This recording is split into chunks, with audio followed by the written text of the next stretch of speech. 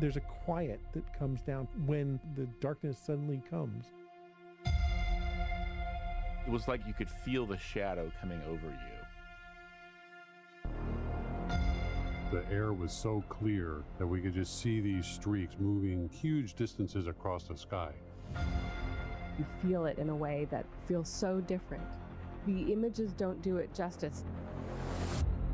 And then you're just sort of locked in.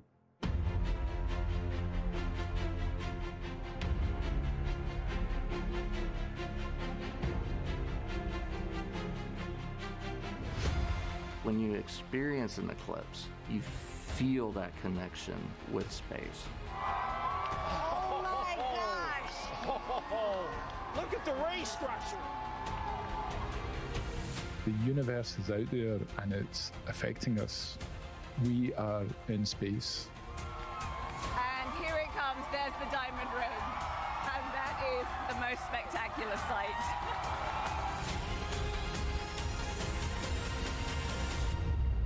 If you haven't seen it, you haven't seen anything.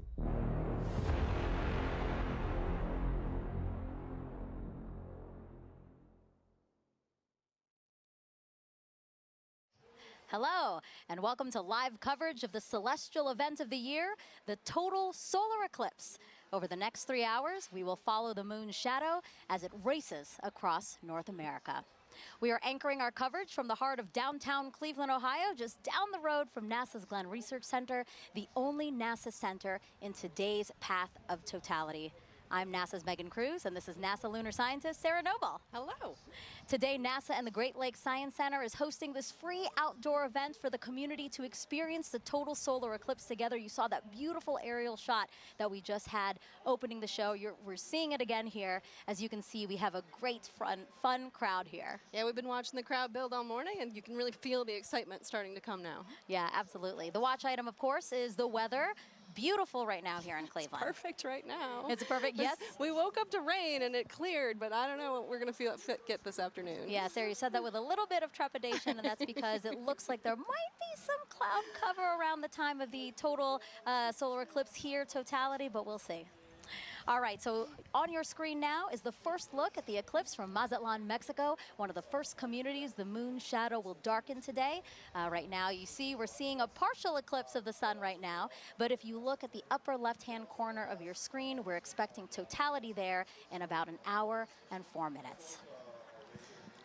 And we want to thank our team of telescope operators spread out across North America. Because of them, we will always have a view of the sun during this entire broadcast, which is really awesome. All the way from Mazatlan up to Maine. Yeah, a very large swath, and we have it covered the whole way through. Now, if you scan your QR code that you see on the screen here, it'll take you to a live stream dedicated to just those telescope views, and it'll also take you to a Spanish broadcast of today's eclipse, and that starts at 1:30 p.m. Eastern Time. And Sarah, as you know this, all of the telescopes used for this broadcast have special filters on them, and those protect the operator's equipment and also the operators themselves, because if you view the eclipse without the proper protection, then it can severely damage your eyes. Yeah, that's right. We want everyone to enjoy the eclipse today, but we want them to do it safely. Right. So how do you do that safely? Well, you should be shielding your eyes with eclipse glasses like these. Hopefully you bought them from a reputable source and that they have a special rating on them, and this rating means that the lenses meet international standards to protect your eyes from the sun's bright light. But Sarah, you can remove the glasses during totality, That's correct? right. If you're lucky to be in the path of totality, you can, for those, that short amount of time that you're in 100% totality. 99% totality doesn't cut it. Right, exactly. 100%, nothing less. Now, if you don't have eclipse glasses, you can enjoy it indirectly with tools like pinhole projectors. And if you want to make one with us live in about 30 minutes, just grab a sturdy piece of paper or cardboard and a thumbtack or other sharp pin. I'm going to use my NASA pin for when we make it. All right, so Sarah, what are we expecting today? What is a total solar eclipse? So total solar eclipse happens when the Earth, the moon, and the sun are so perfectly aligned that the moon completely blacks out our view of the sun. And does that happen often? Actually, somewhere in the world, there's an eclipse about every 18 months or so, but like in any particular place, it's a pretty rare event. Yeah, I mean, specifically here in Cleveland, the last time Cleveland had a total solar eclipse, get this, 1806. Wow, that's remarkable. So quite a long time ago. Yeah. Once in a lifetime opportunity. All right, but not everyone is going to be able to see the moon completely eclipsing the sun. That's right. Only those of us in this narrow path of totality. But just about everyone in the U.S. will get to see a partial eclipse today, weather permitting. Weather permitting, yes. I hope that Cleveland here and everyone else along the path of totality will be good and clear. Okay, so let's take a look at today's path of totality. It passes through parts of Mexico, 15 U.S. states, and southeastern Canada.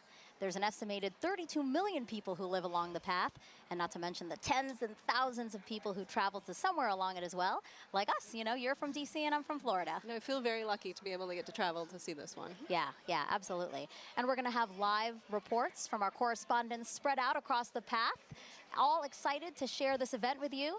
Some recognizable locations in between: the Indianapolis Motor Speedway, home of the famous Indy 500, and then also Niagara Falls, where officials expect up to 1 million visitors. Look at our team there waving at you. Happy to see you guys, and we'll hear from you soon. Okay, so again, we will hear from those correspondents, but also on our broadcast, a live interview with astronauts on board the International Space Station. Sarah's already ready. She's ready, because that's going to be obviously a unique place to witness today's celestial event, so we'll talk to them about that. We're also going to explain some of the science NASA will conduct during the eclipse and why that's important to you. And if you have questions about today's cosmic alignment, use the hashtag Eclipse to send those in wherever you're watching us. We already have some questions from some kids. Excellent. And a celebrity. I can't wait to surprise you with who that is. All right, in addition to NASA's Eclipse event here, there are plenty more in communities across the country, so why don't we take a look at some of them now. All right, so this is the California Academy of Sciences. That's a beautiful place to witness. Wow, looks like they have great weather today. They're only going to get a partial eclipse there, but, you know, still, that is more than enough reason to get outside and enjoy some time with your friends and family. Waco, Texas, people have their seats. They're ready to go. They're all comfortable. I see some coolers there. Oh. And this is the Adirondack Sky Center. They have a big field for people to be, you know, a couple of days ago we saw the same field. It was covered in snow. So I'm glad they have a nice place to sit. Exactly. And Kennedy Space Center, the famous rocket garden that we have at the visitors complex there, that's also a cool place to watch a partial eclipse, yep. Yeah. And then lastly, the Mentor Civic Amphitheater, a nice big field again to take a look out into and enjoy today's event. I'm sure that'll fill up soon. Yes, I'm sure. Still gathering there. All right, very much a party atmosphere we've seen in some of those watch parties, and especially here, again, the music, the exhibits, all the things happening here. Kind of reminds me of a sporting event, you know? So because of that, I'm going to ask you, who's the GOAT today, right? Is it the moon, is it the sun, or is it the earth? I mean, I'm a lunar scientist, so I may be a little biased, but you got to go with the moon on this one, right? It's the moon that is like coming in for the block today. It's all the action to the moon. I love that sports reference, but I'm going to have to say Earth. Because, well, first of all, we love our home planet, right? But because we're here, the moon has something to project its shadow on, and that's why we have the celestial alignment and show we're about to see today. That's where I'm going. That's how I'm going, yeah? All right, and now we want to know which team you're on. You can cast your vote by going to @NASA Solar System on Facebook, X, or Instagram, and we'll reveal the winning team at the end of the broadcast. Earth. The moon shadow will only be over land for about an hour and 28 minutes today, moving at an average speed of about 1,900 miles an hour. Keeping track of it for us is NASA's James Traley. Yeah, thanks so much, Megan. I'm going to have to go with option number 3 there, the sun, because it gives us the energy for us to thrive here on Earth. And speaking of energy, it is bustling here at the Kennedy Space Center Visitor Complex. I'm coming to you from our new Gateway exhibit, where we today only have a partial eclipse, but still super excited to be tracking all of today's events live with our Eclipse Explorer. This right here is a fantastic tool that was developed by our friends at NASA Goddard Science Visualization Studio. They put this tool together for us to track the eclipse down to the exact second. If you wanted to get an access to this yourself, get a feel for how this is going to look in your neck of the woods, you can go to go.nasa.gov/Eclipse Explorer, and you can track where your city is going to be, your zip code, by punching it into this little box here. It's going to snap right to your location and give you some key stats. You just saw Cleveland there, so I can bring them up here. Cleveland is expecting peak totality here to start at 3:13:45 to be precise, local time. They've got a time of totality of 3 minutes, 49 seconds, plenty of time to really sit back and bask in their moment in the fully eclipsed sun. I'm going to be tracking all of this all throughout the afternoon for you to make sure that you do not miss a second of this coverage. Even if you're outside of that path of totality like we are right here, more than 99% of the U.S. is going to be able to see at least a partial eclipse. Some places are already experiencing, you just saw that footage from Mazatlan a little while ago, they are already experiencing a partial eclipse. And as always, if you are in partial, be sure to wear proper eye protection to protect your vision so you can safely enjoy today's fantastic celestial event. Plenty of awesome stuff coming up. We're going to keep a keen eye on that weather. Cleveland's looking nice and beautiful, very clear skies. Megan, back to you. Thank you, James. And joining us now is Dr. Bob Lehman, a heliophysicist at NASA's Goddard Space Flight Center. Thank you. It's great to have you here. Thank you very much. So talk to us. Today's total solar eclipse, it's going to look very different from what we saw 7 years ago, right? It is, right. The sun is going to look, the solar corona is going to look very cool today. It's going to look cooler than it did last time. And I mean cool in the sense of wow. Not cold. Not cold, because the solar corona is like 1,000,000 degrees. But compared to last time, was close to the solar minimum, the minimum amount of magnetic activity on the sun. There's this 11-year or so cycle, and 2017 was closer to minimum, and 2024, April 2024 was pretty much close right to the maximum of that. So we're going to see the maximum amount of dynamism, of activity, and it's going to look, you'll see rays shooting out. And does that increased activity mean that we have a chance for new discoveries today and increased science? Sure. So in addition to the science that will be done because of the eclipse, just greater activity levels means that we have more chance to see what the sun is going to do, increased radiation levels, increased activity, eruptions that will affect the Earth. So how does that affect the Earth, and how do we study those effects? What do we have, the tools, the assets to study those effects? Sure. So we call the whole general thing space weather, so we get increased radiation or what we call coronal mass ejections, chunks of the suns that blow off and hit the Earth, and those affect things like power grids and radio communications and GPS satellites, all of which are everyday real implications for that thing that's 93 million miles away. And how do you feel? You know, you're a heliophysicist. This is kind of like your Super Bowl. Pretty much, yeah. You are not the first person to say that to me today. and are we right? Pretty much, yes. I mean, this is it. I mean, 7 years, and I like to say there's the diving, trying to reach the goal line from the Super Bowl, what, 15, 20 years ago, that was like, totality, not totality, and yeah, today is it. I'm really looking forward to it. Yeah, absolutely. And we will have a whole bunch of fun here. Yeah, again, eclipses are a unique opportunity to really study the sun and how it affects us. So I know that, again, your fellow heliophysicists and really across the disciplines of science, I know that today is really special for a lot of people.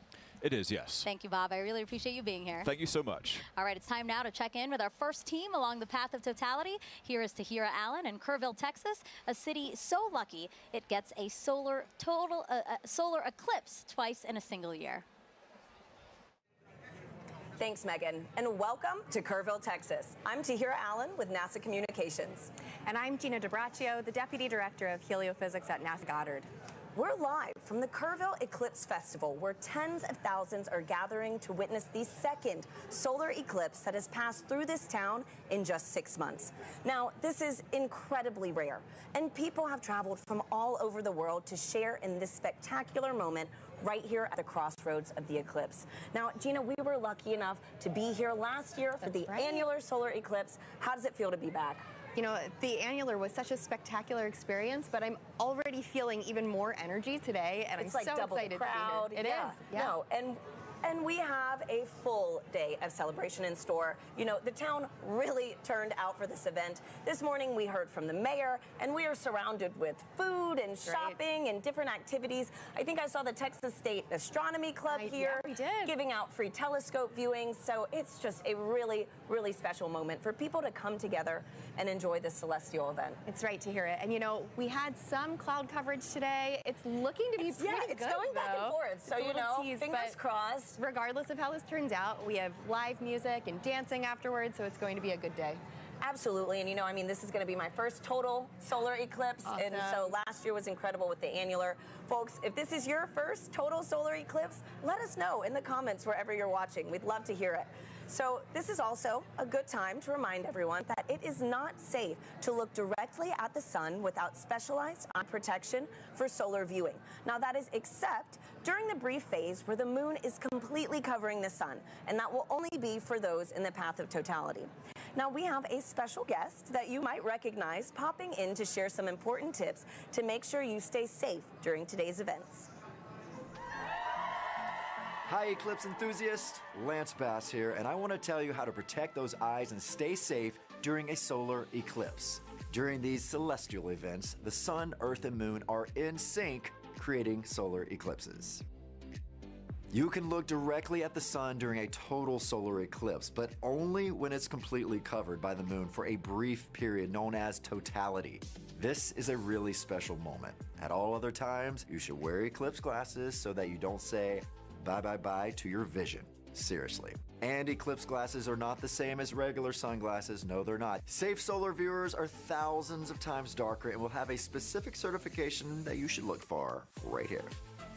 Don't be a space cowboy and try to look directly at the sun. If you don't have eclipse glasses, you can use an indirect viewing method, like a pinhole projector. You can make one of these with something as simple as an index card with a hole, or a colander, or even your hands. With the sun at your back, you can safely project an image of the sun through the hole onto a nearby surface, like the ground. It's gonna be me who is wearing my eclipse glasses, and so are you. Now, you can't have an eclipse without the sun, the moon, and the earth. And as you heard from Megan and Sarah earlier, we've been hosting a friendly competition to see which one of these three teams that you're siding with today. Now, Gina, I feel like it almost goes unsaid here, but I have to ask. I don't want to assume. Which team are you repping today? You probably were going to guess sun. Oh, Team Sun. Who would have thought? You're right. No. So Heliophysics, it's the study of the sun and its influence on everything. And it impacts all of our planets. And today, the solar corona is stealing the spotlight of the show. So Team Sun for me. I guess it really is the star of the show today. But you know what, Gina? I think I'm going to have to be a little bit biased too. Okay. So International Observe the Moon Night, which is NASA's annual celebration of all things moon, actually falls on my birthday this year. Okay. So I think I'm having a little bit of a lunar connection. All right, Team But Moon. for those watching, if you haven't joined the fun yet, you can vote for your Eclipse team on NASA's Solar System Facebook, X, and Instagram. We're going to be sharing those poll results throughout the show, so be sure to go vote for your team. Now, also during the broadcast, you can send us questions using hashtag Eclipse on social media. We have teams standing by online to answer, and we're going to be taking some of those questions live on today's show. Now, speaking about taking questions live, Gina, we actually had some kids send in videos before today's show. Oh, nice. So let's roll one of those right now.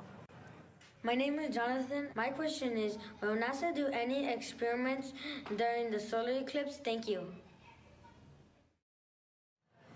Oh, great question, Jonathan. Now, we have a bunch of different experiments that will take place during the eclipse today. So first, we're trying to study the solar corona. So we have NASA's WB-57 high-altitude research jet flying across the path of totality, taking pictures of that upper atmosphere of the sun, that corona, so that we can learn its composition, why it gets to be heated to extreme temperatures. But we also care about the eclipse's impact on Earth and the upper atmosphere. So we're launching 3 sounding rockets up into the atmosphere before, during, and after peak eclipse so that we can study how the atmosphere is changing as well. So, you know, we're studying it with a plane, we're studying it with rockets. Exactly. Any other way? You know, we have balloons, science balloons that are going up too, and we also have different ways that the public will be able to get involved in some of these experiments too. Thanks, Gina. And I actually have a great follow-up question to this. This is from Lisa on Facebook, who wants to know more about the sounding rockets. So they ask, why is NASA shooting rockets into the moon's shadow during today's events? Okay, let's talk more about the sounding rockets because they are a lot of fun. So the first sounding rocket will be 45 minutes before peak eclipse, the next one during that peak eclipse, and the final one after, 45 minutes after. And that's because we really want to understand the difference in density and temperature and these different factors in the upper atmosphere, and really get a sense of how the atmosphere changes as the eclipse is coming and passes over. So we have all these rockets going up, and it'll be a good day for that. Great, and hopefully we'll get to see a replay of that later on in today's show. That's right. Now, folks, it is really special for us to be back here in Kerrville, Texas, covering today's total solar eclipse. Just last October, an annular solar eclipse passed right through this town. Now, for a location to be at the crossroads of these two incredible celestial events is rare. Let's take a look at how the community has been preparing in the lead up to this big day. Kerrville is the eclipse capital of the state of Texas. It is known as being the capital of the Texas Hill Country. It's the epitome of Texas. Ranches, deer, beautiful streams like the Guadalupe here. Kerrville is very welcoming. It's a wonderful community. Tight-knit, small. It has about 25,000 people. Kerrville is blessed to be in that special square, the annular eclipse in 2023 and the total solar eclipse in 2024.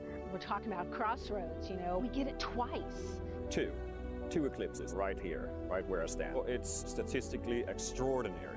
We get two in less than 6 months? Everybody's excited about it. City council, county commissioners, everybody's working diligently to be able to provide safe opportunity for the influx of people. This will be the biggest event in the history of the city, and that's why the city is preparing. We're preparing to make the event enjoyable for everybody who wants to see this tremendous natural phenomenon. I think that Kerrville has done an awesome job of preparing, way in advance. It's getting that message out to people to make sure that they're taken care of personally, but then there's the science part of it, letting them know what is an eclipse. And I'm just having a great time going out and talking to civic organizations and clubs and to talk about eclipses. So this will be my 4th and 5th solar eclipses. I've seen total eclipse in Nebraska. I drove 1,200 miles for a little over 2 minutes, and it was well worth it. And just couldn't believe the experience of the eclipse. I mean, it's still just, it literally gives me goosebumps every time I talk about it.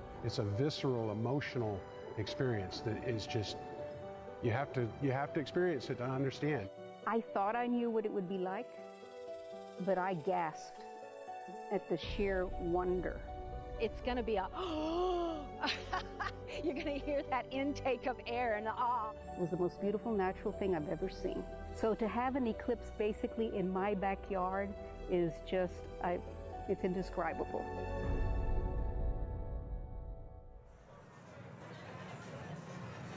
We're here now with Catherine Troach, a telescope operator with the Night Sky Network, who is giving us these high-definition views of the sun that you see in your screen right now, of the eclipse over Kerrville, Texas. Kat, thank you so much for being here with us. Thank you so much for having me, and let's thank the weather for cooperating finally. Right? Oh my goodness. Thanks, Kat. And so I'm looking at the telescope feed that we have, and we have first contact now here in Kerrville. Yes. Okay, so for people who want to become an amateur astronomer, what advice do you have? Where should they get started? The easiest way to get started is to look up Night Sky Network. Night Sky Network has over 400 astronomy clubs in the United States. You would just use our search function to plug in your city and find the club that's closest to you. And if you don't have a club that's close to you, you can use our coordinator tips to start your own astronomy club.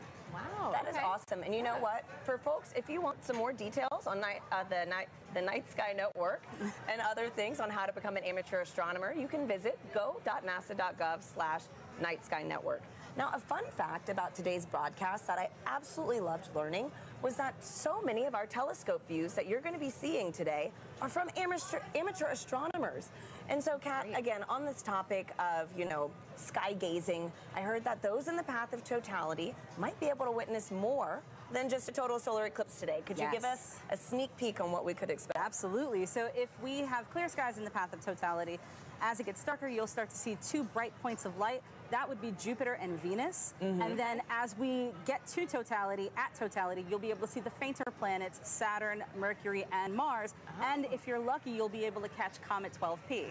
Oh, what a crazy, like, cosmic alignment today, you know? So, man. Great. So, for the amateur astronomers that actually want to view today's celestial event, what tips do you have for them? So, of course, you need to have solar protection, you need to have solar-safe glasses, and you need to have solar filters for your telescopes, your binoculars, your cameras. But you can also use indirect viewing, like a pinhole projector box, or you can use a disco ball. A disco ball? Yes. Wait, how does this work? Can you, like, walk us through this? So as the sun hits the mirrors, and it'll cast a little reflection onto the surface here, you'll see little crescent shapes as the eclipse progresses. That is incredible. We need to keep that disco ball. Oh, yeah. Right? No, seriously.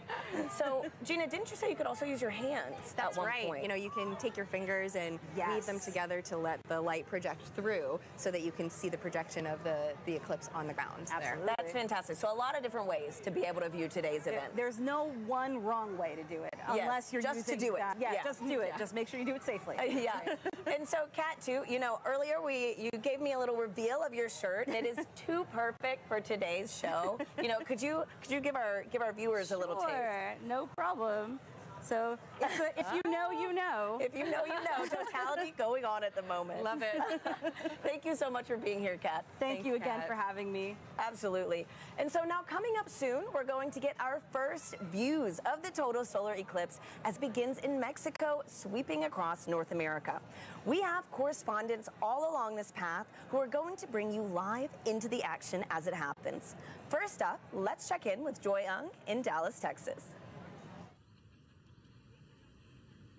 Thanks to Harry and Gina. So welcome to the Dallas Arboretum and Botanical Garden. I'm Joy Ung, and as you can see behind me, we have a lot of people eagerly waiting for the total solar eclipse. It's so amazing to hear so many people talk about the sun and the moon, and what makes this day even special is that the eclipse gives scientists a really unique chance to do science.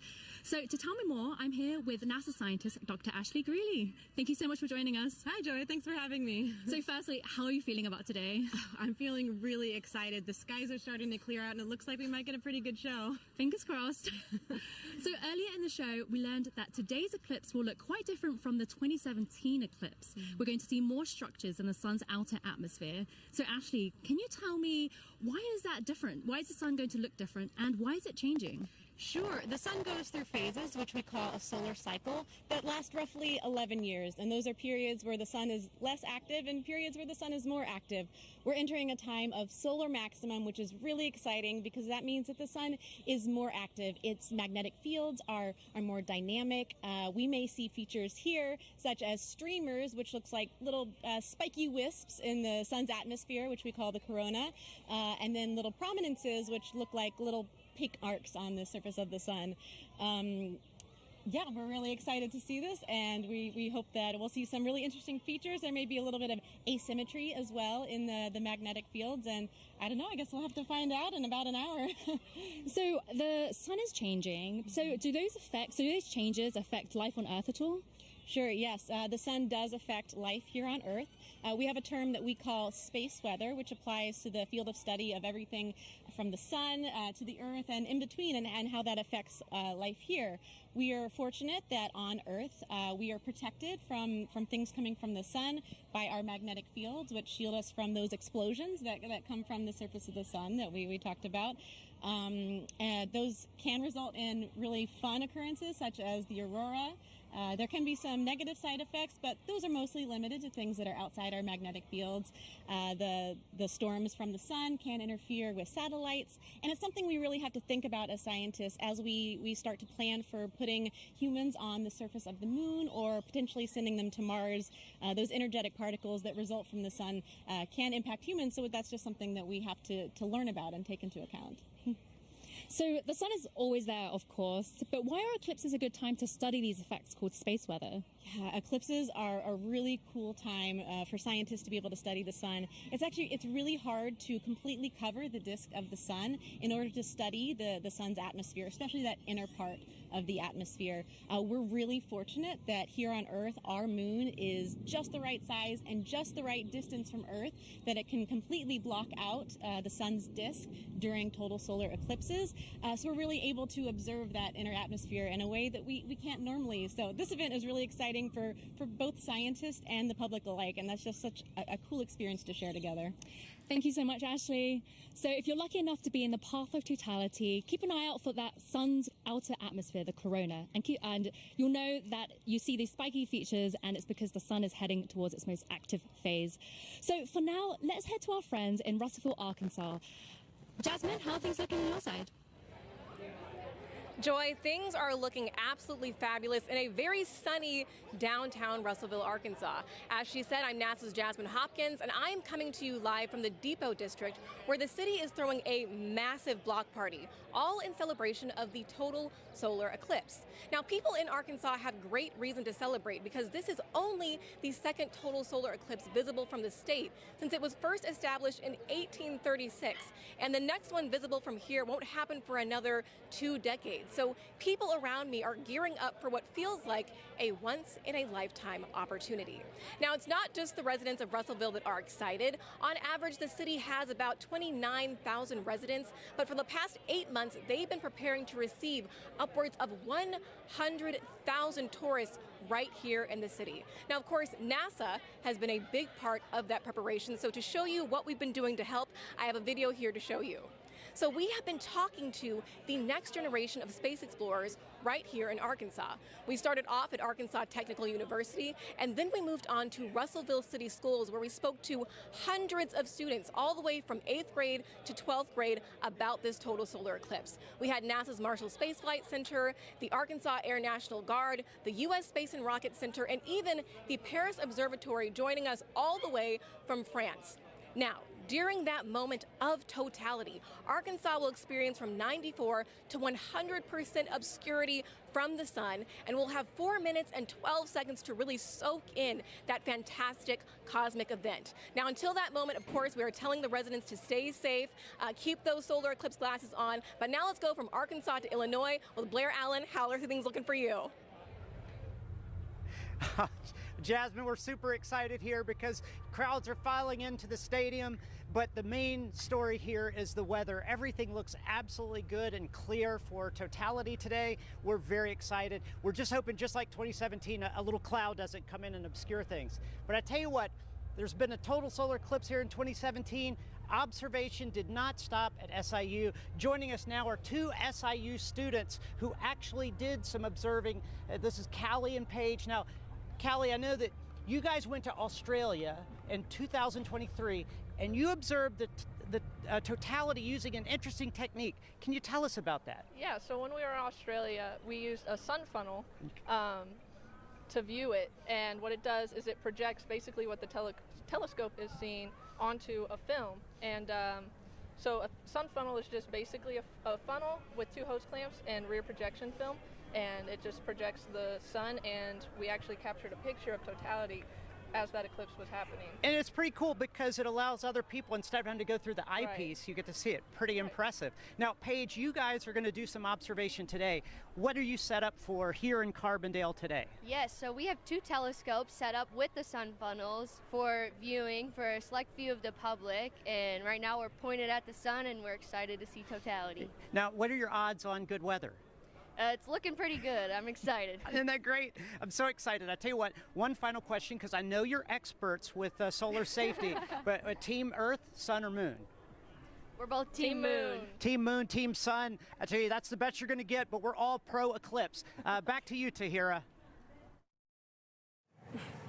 Let's go Team Moon. So, as you can see, folks, we've got a lot of exciting things in store all across this country, and that was only half of it. You're going to meet three more of our locations later on in the show. Now, Gina, we've got a ton of questions coming in online right now from our viewers. Yep. How do you feel about some Q&A? Let's answer some. Okay, perfect. Let's do it. So our first question is from Fair Cerritos on Instagram, who wants to know, how can I help NASA? You can help NASA by participating in the eclipse. If you can see it today, go outside, enjoy the moment, or download the Globe Observer app. You can do that right now before the eclipse crosses your path. You need a thermometer, and you just record the local temperatures and the cloud coverage. Fantastic. Globe Observer app. So thank you so much, Gina, and thank you to everybody sending in those questions. We'll take some more later on throughout the show. For now, let's check back in with Megan and Sarah in Cleveland, who are standing by with an out-of-this-world surprise. Yes, quite literally that, Tahira, because we have a special treat for our viewers right now, joining us live in space, 250 miles above the Earth in the International Space Station. Everyone, please help us welcome NASA astronauts Jeanette Epps and Mike Barrett. Sarah, you've been waiting. I'm so excited. For this. Oh, there they are. Hello, everyone. Oh, Jeanette, Mike, thank you for joining us. It's a pleasure to join you guys, and I hope everybody appreciates NASA scheduling this eclipse to bring the world together. Yes, thank you so much to NASA, and thank you so much for joining us. Now you guys will have 3 opportunities to view the moon's shadow over North America, and that last pass will give you guys the best views. And we hope to also share those live views with everyone here on this broadcast around 3:30 p.m. Eastern Time. Now, Jeanette, I have 2 questions for you. Are you looking forward to being one of the few people seeing today's total solar eclipse from space? And 2, I know your crew member Matt Dominic will use a camera with a solar filter to photograph the sun being eclipsed by the moon. Will you also be taking photos of the celestial alignment?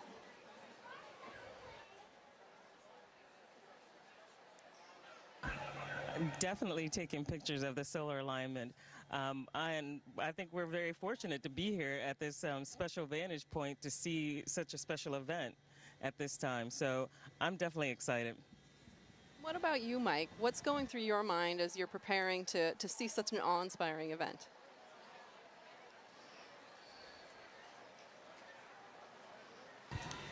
Well, admittedly, I'm a bit of an eclipse junkie. You know, my first one was like when I was 19 with the homemade telescope in the desert, and a few since then. And actually, during the 2017 eclipse, I was on a chartered aircraft several hundred miles off the coast of Oregon watching it. And I got a strange bucket list, and this is one of the things that's on it, to actually watch an eclipse shadow cross the Earth from space.